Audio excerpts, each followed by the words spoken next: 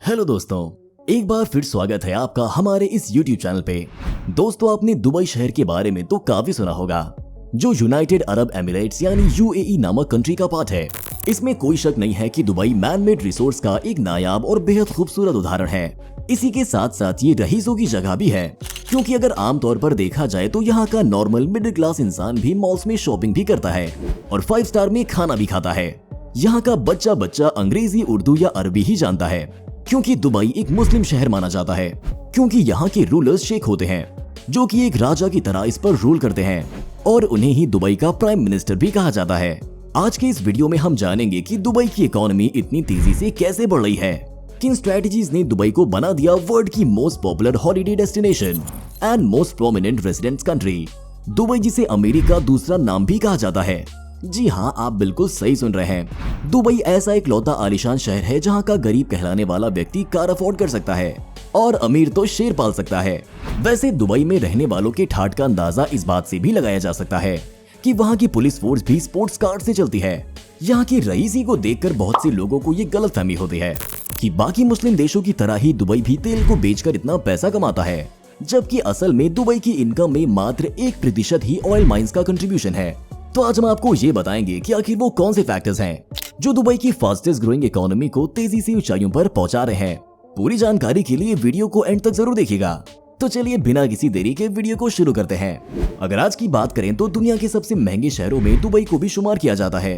सबसे ऊंची इमारत, सबसे बड़ा शॉपिंग मॉल, सबसे बड़ा अम्यूजमेंट पार्क और दुनिया का एकमात्र 7 स्टार होटल, ये सभी चीजें दुबई को दुनिया के दूसरे शहरों से अलग बनाती हैं।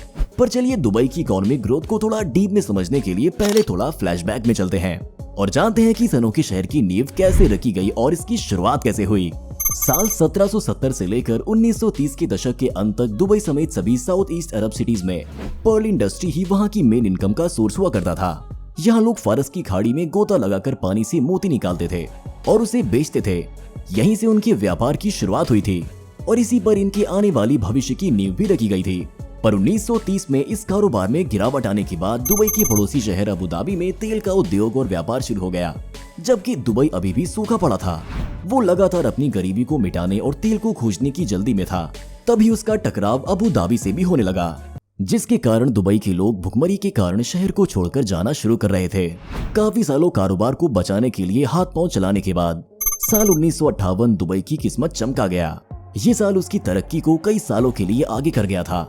राशिद बिन सईद अल मखतूम ने दुबई का ध्यान तेल खोजने से हटाकर प्राइवेट कंपनीज में इन्वेस्ट करने में लगाया और इस इन्वेस्टमेंट के लिए उन्हें बाकी देशों से उधार लेना पड़ा।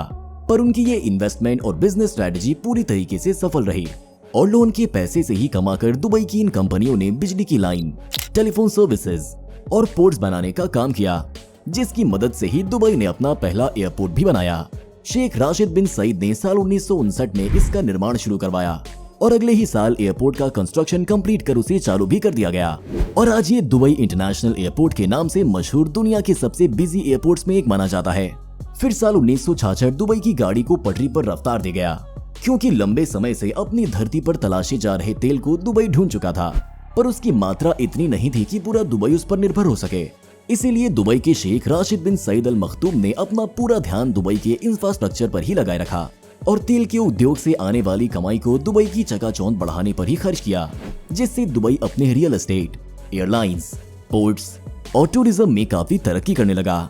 दिसंबर 1971 में जब दुबई को ब्रिटेन से आजादी हासिल हुई, तो दुबई भी यूनाइटेड अरब एमिरेट्स के 7 एमिरेट्स में से एक बना और कई सालों तक बाकी एमिरेट्स के साथ UAE में बने रहने के लिए अलग अलग तरीके से अपनी कमाई बढ़ाता रहा। दुबई की तरक्की में अगला टर्निंग पॉइंट आया 1985 में, जब दुबई ने अपना पहला फ्री जोन बनाया। इस फ्री जोन का नाम जिवल फ्री जोन रखा गया, जिसको अल जावजा के नाम से भी जाना जाता है।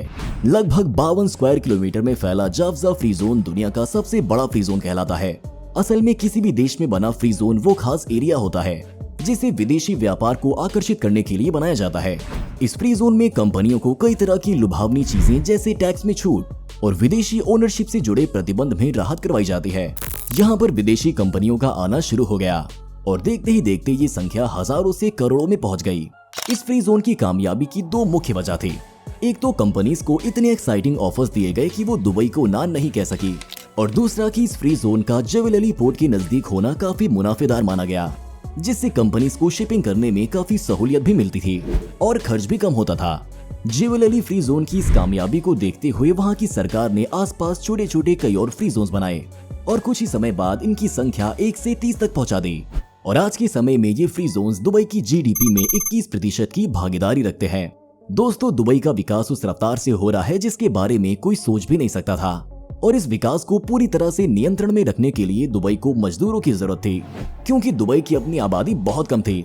इसीलिए इसने भारत, पाकिस्तान, नेपाल और बांग्लादेश जैसे देशों से लोगों को बुलाना चालू किया, क्योंकि दुबई जानता है कि बेहद तेज गर्मी में हर रोज 10 से 12 घंटे का काम सिर्फ इन्हीं देश के लोगों से ही कराया जा सकता है और आज भी आमतौर पर इन लोगों से मजदूर का काम ही करवाया जाता है।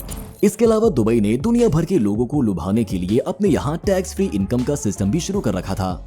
इसका नतीजा ये हुआ कि दुनिया भर के डॉक्टर्स, इंजीनियर्स, आर्किटेक्ट और बिजनेसमैन अपने देश की नागरिकता छोड़कर दुबई में शिफ्ट होना शुरू हो गए थे। तभी तो आज दुबई की 80% आबादी ऐसे लोगों की है जो अपने देश को छोड़कर वहां आए हो। बाकी वहां के मूल निवासी सिर्फ 15 से 20% आबादी ही है, जिसकी वजह से पिछले 30 सालों में दुबई की पॉपुलेशन बढ़कर 3 मिलियन के पार हो गई।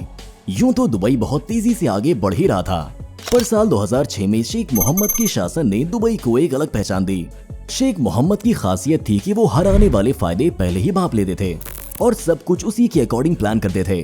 तभी तो दुनिया की सबसे बड़ी इमारत बुर्ज खलीफा, जिसे खलीफा बिन ज़ायद अल नहयान के नाम पर रखा गया था, सबसे बड़ा मैनमेड आइलैंड यानी कि पाम जुमेरा और दुनिया का सबसे बड़ा फ्लावर गार्डन जो कि मिरेकल गार्डन के नाम से मशहूर है, ये सारी चीजें शेख मोहम्मद के द्वारा ही बनवाई गई थी और उनके ही कार्यकाल में दुबई का क्राइम रेट 0% पे पहुंच गया था।